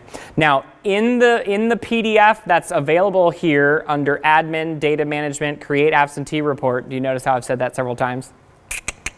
Right. Admin, Data Management, Create Absentee Report. In the file that you'll see, each sheet for this absentee report is its own location, basically its own precinct, right? It has the precinct number, name, all of that data on each sheet. And within that sheet, there could be multiple barcodes. So when you take these out to the locations and you just go to, the only thing you need to do, you don't have to scan it on both touchpads. You only have to scan it on one touchpad. Sideways connectivity will take care of the rest. Okay. If you feel like it, you can scan it on both touchpads just to do your due diligence. I'm OCD. Some of you in the room are OCD like I am.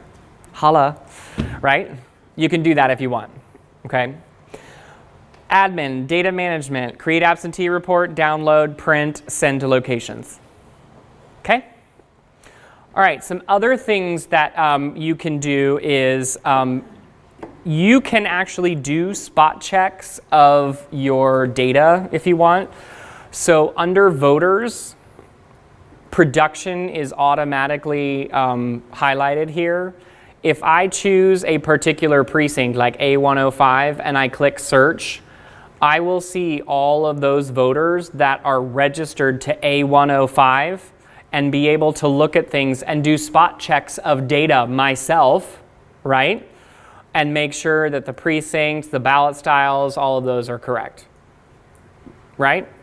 I can also do a PDF or Excel file download of this data. So if I want to, download the PDF, print it out, sit at my computer, get on VRS, and double check. Like I'll look up a random voter on VRS. I'll look at them in the file. Oh, yep, they exist. Their ballot style's correct. It allows you to do random data checks of your own data, okay?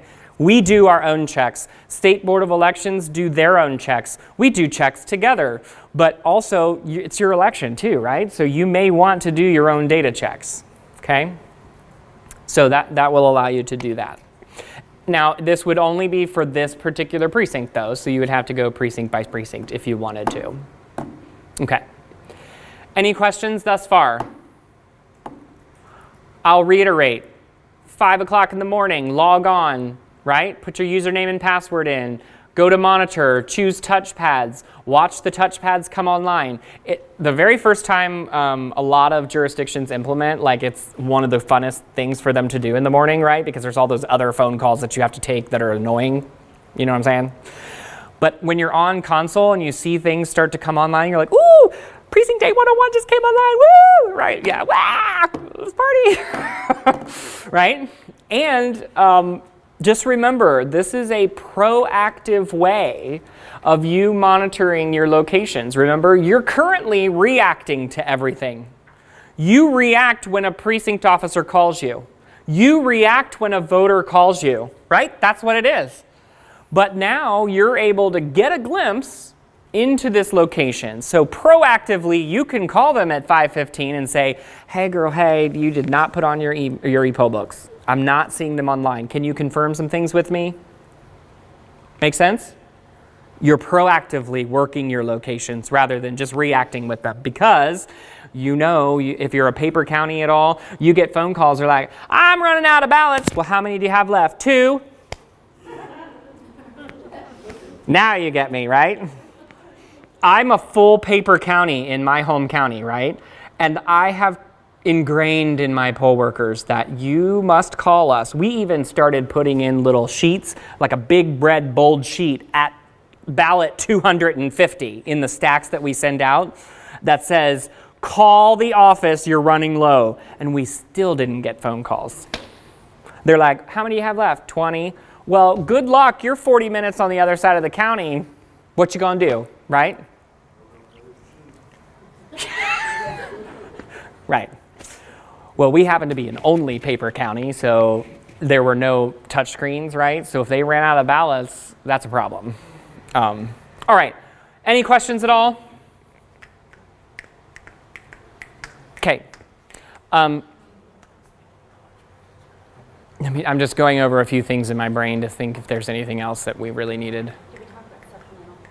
I did mention supplemental. I think I hammered that in enough, right? Your supplemental roster still exists. So if you're like, I don't want them to do anything on the ePollbook, if juniors sign seniors, just use the supplemental. We'll be able to work it out in the end. Use the supplemental, okay? And just tell your clerks if there are issues, put it in the precinct, the report. Yeah. Any issues, precinct report, all of your normal things that you have for policies and procedures, you can apply to this rollout, okay? The only real paradigm shift is that when you do spoil a ballot, they have to get another signature. That's really the only variance to the electronic poll book itself. I mean, from the paper roster to the electronic poll book, okay? That and it's actual electronic, and you don't see other voters other than the one that you're looking at in front of you, right? Because you all used to see those people turn that signature book around and be like, did my cousin sign in? Oh, I got to make sure my mom comes, right? That kind of thing, right? Well, you're only dealing with the single voter in front of you on an electronic poll book. So that gets rid of all that curiosity killing the cat kind of thing. Which, same thing happened to me in Ohio all the time. I would have people turn, oh, I gotta make sure don't do that. Okay? Any additional questions? The State Board of Elections is physically right now, today, getting all of the cords and the MiFi devices packaged up and sent to you county clerks, so you'll be getting those separately. Before we go, I wanna open those and look at them. I just want to take a check. Has everyone, clerks in the room, received your devices and your cases? Yeah, we stared at them Like they were gold bullion? What did you say? And just, What's that? I think I've gotten an email from a lot. Your correct precincts are not on there right now. Right now, yeah. They are in training. Yeah. I mentioned that earlier, but let me reiterate it. A101 will always be your training location, and these touchpads were shipped to you with A101 on them and in training mode. I did notice on the, one of the things that I was looking at on the computer, that you had all of the precincts listed and they were in alphabetical order, by their name. And to be real honest with you, I know my precincts by the A101 through better than I know the name of A101. So I'm wondering, what, do we have a choice, or is that some way that the state board asked for to be done? Where did you visualize this data? It was on, what was that, where I put in, Precinct Central console? yeah. And then on what screen did you migrate to? You think I remember that? I'm testing you, girl. No. I remember half of what you just said. Well, again, let not your heart be troubled. You got the manual. Home screen. We didn't look around no further than that. So you were on this launch pad? Somewhere on there, or it may have been, Yeah, on that the, screen. maybe it wasn't on that, maybe it was on the, I think it was on the actual, yeah, on the actual pad, the actual touch pad. So like Mockingbird Valley Soccer Club, right? Yeah, but it Device ID, on one of the screens that had all the precincts listed, and they were, I noticed they were in alphabetical order. And it wasn't in like order. No, she was. I still don't know where that would show. We would have. Yeah, I don't know where that would show. But like on the touchpad in the admin menu, the device ID should be an iteration of like A101-X or Y, A113, whatever that might be. And then your actual name of your location should be under that. We sent as well, there will be a manual that you will get when you re-register and download. And in fact, I'm going to talk about that here in a second. When you delete your training database, register your device, and then download your production database, do this, make sure you do this, and part of that is to confirm that the device ID is an iteration of that precinct and then the location is underneath it. Yeah, so I cannot think of a place where you would see that. Run into it again, call me. Yeah, and let her figure it know. out, because I don't know where we Yeah. have. Was it verifying the copper ballot for the vote was received? It might have been, yeah. And by the name of the precinct, that's where it was Copper in ballot alphabetical style that order. you send out, we have A102. I'm going to pull one up. When you get back to the office, check it and just call me. Okay, thank you. So I'm just going to, in case it's one of these, I don't think it is, but precinct city code L164, that's this precinct. When I get their signature and issue the ballot, I still see my precinct and city code and then my ballot style. So I'm still not, No, this was a list of all the precincts. But just tell her. yeah. Call her just to make sure, because I don't know where it would be in here. Okay, so let's talk about your procedure. I'm just going to highlight what you will be doing starting on the 26th. So in your devices, when you are on your start screen, right? So this has the training database on them. Starting on the 26th, your production databases will be available for download. That also means that you don't have to do it on the 26th. Like let's say you still have a precinct officer training, let's say on the 30th, right? You can wait as long as you need to, but these production databases need to be downloaded by the 2nd of November. Okay, that gives us, the State Board of Elections, time to go over all 120 and like we need to be able to confirm that everything has been downloaded correctly. So the election goes off, right? So in these instructions, do you see the little I in the lower right-hand corner of that white space? Okay, that is your admin access to the back end of the system, okay? You will get a password that allows you to get in. This is like the setup of the touchpad. This gives you, and this is not to be shared, It's really only for you as clerks or your deputy to do this work. You will first log in to the back end of each touchpad. You then click Reset Database, a pop-up will show, and then you press Continue. That will delete the database. Okay, so it will start to delete. Takes a few moments, so just be patient.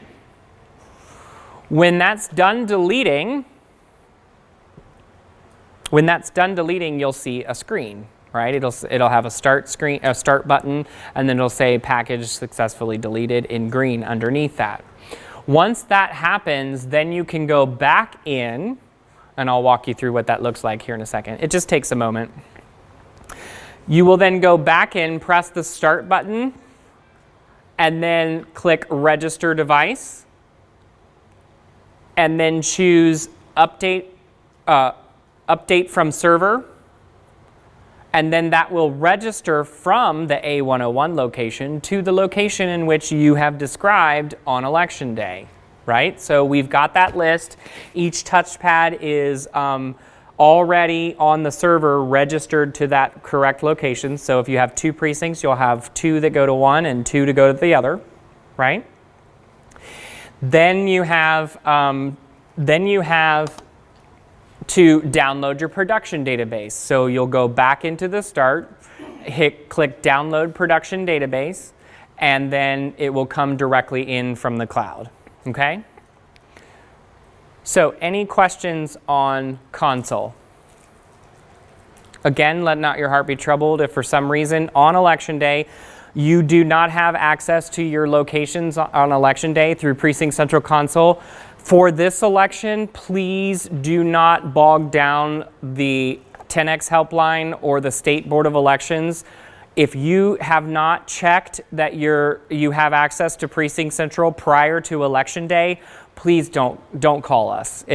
At this point, it's election day. There are more pressing matters, right? Because it's okay. You do not have to monitor your devices on election day. You may choose not to send out your MiFis like Chad is probably going to do.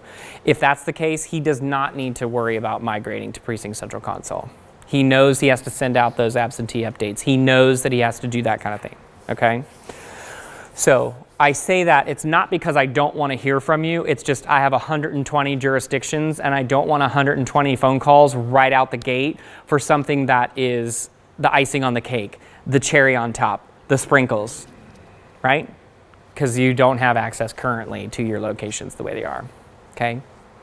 You will be hearing from us clerks in the room multiple times over the next 2 weeks. Be prepared. You'll hear from Jenny's office. You'll hear from my office. Just be prepared to answer emails. So please, if you don't check your emails, start checking them twice a day, just FYI. Because we do want to make sure that you have as much information as possible. We purposefully have held off on giving you all information because you could have been overwhelmed, if you will, right? We wanted you to get through training. We have a time frame for downloading databases and receiving information from the VRS system. You've got, what do you call them, SBE memos? Memos last week that gave you a timeline on when we're getting VRS data, when we're creating the databases, when they'll be available. So those kinds of things we're spoon feeding you for this election so that it's not like, oh my God, there's so much information, right? It really is very, very simple, but I don't want to overwhelm you. So just be prepared to receive information from us and respond if need be, okay? If you feel overwhelmed, call me. Yeah, she is the best. She'll talk you off a ledge, let me tell you. I've never met a lawyer that can do that. Normally the lawyer makes you want to jump off the bridge, but this lawyer actually is extremely supportive and she will absolutely help you out. So we are open. 10X is, absolutely, we are your partner in this, right? We want, because these are your elections, clerks. Your elections, nobody else's, right? It's your county. We want to support you as much as possible. So please, reach out to us. Reach out to Jenny and Jared at the State Board of Elections. We talk all the time, so just be prepared, right? No question is a dumb question until there's a dumb question. Just kidding. No question is a dumb question. I will be honest, right? I got 2 phone calls today. There were some concerns. They weren't really concerns until I explained what they were, and they were like, gotcha, right? So no question is dumb, please. I want to make sure that you have all the information and the support that you need, okay? So let me explain what had happened, okay? So we were planning on trying to go full county this election for everyone. However, because we were under a 2-month non-communication status between the Secretary of State's office, State Board of Elections, and my company, because it was under protest, the RFP process was under protest.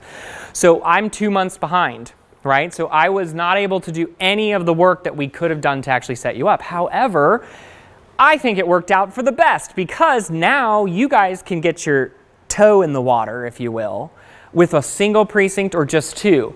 Get to know the process.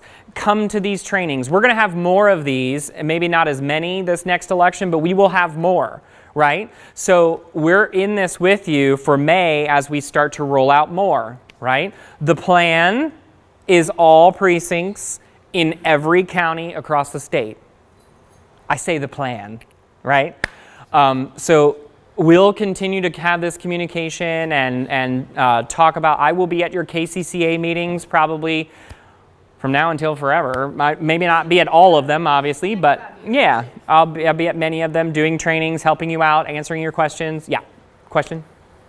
I myself obviously cannot train my poll workers as well as you present your product. You couldn't train me how to combine wheat.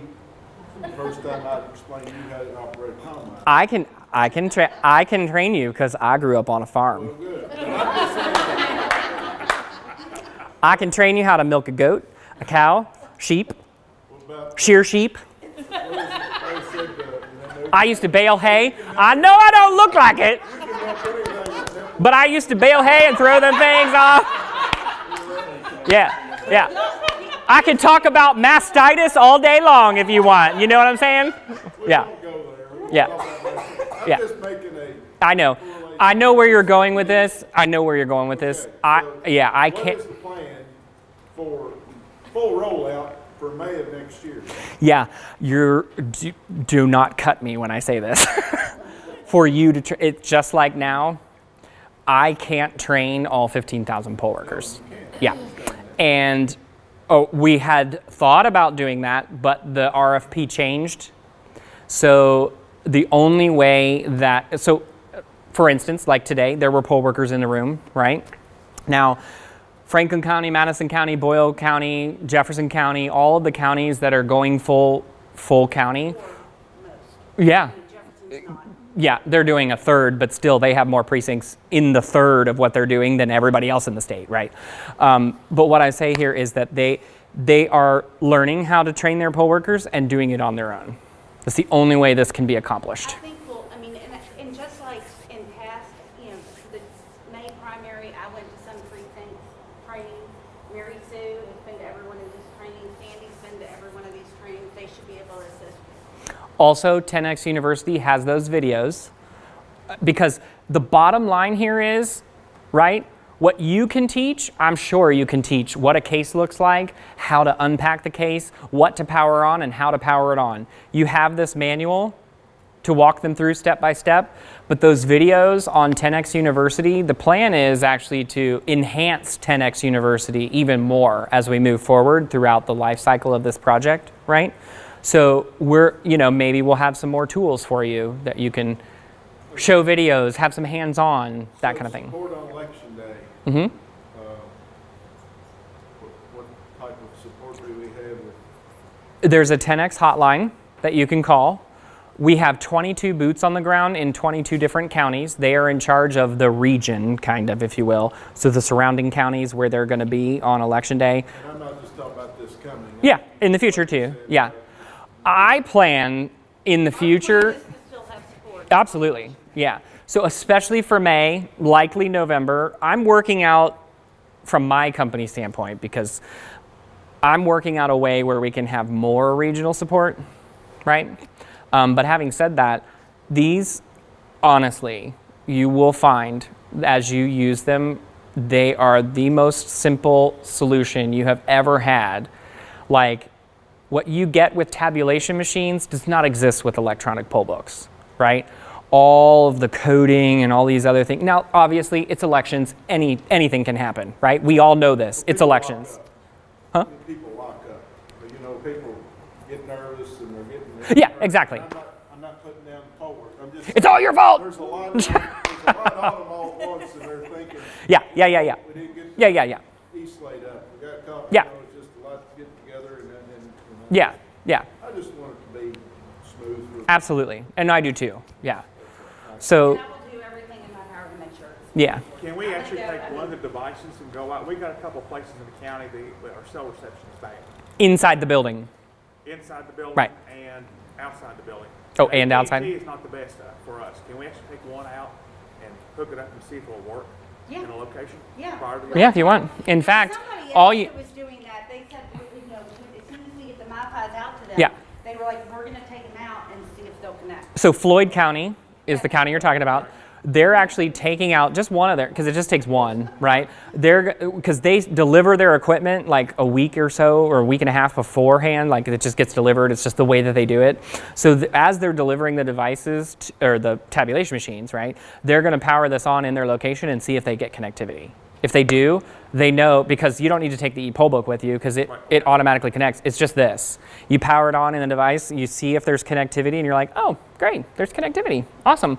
So you can mark it off, take a cheat sheet, make a list, whatever you want to do. And I mean, for the ones of you all, I mean, right now it's just one or two. So I mean, you can go check out those one or two, and then after November, well. It depends on when you have them turned on, turned off. Basically, these MiFis we don't have turned on all the time. They're only turned on right now until, so, but if everybody wants to plan, we can discuss turning it on for a short period for everybody to test as we Yeah. go into the May. Yeah. So, I mean, there's things we can do. We're gonna have a debrief after this. I mean, Yep. We're gonna have to, because we need to know what worked, what didn't. Their company only gets better with feedback. And so, we will have a debrief after this, because I want to hear, and I think everybody in this room wants to hear what worked better in other counties.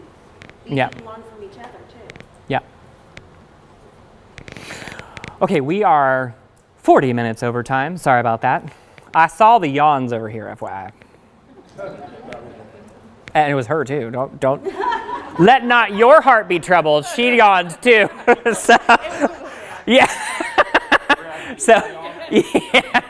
So I want to get you out of here. Again, if there are any questions, there's always questions after training. You can get a hold of Jenny. Oh, thank you.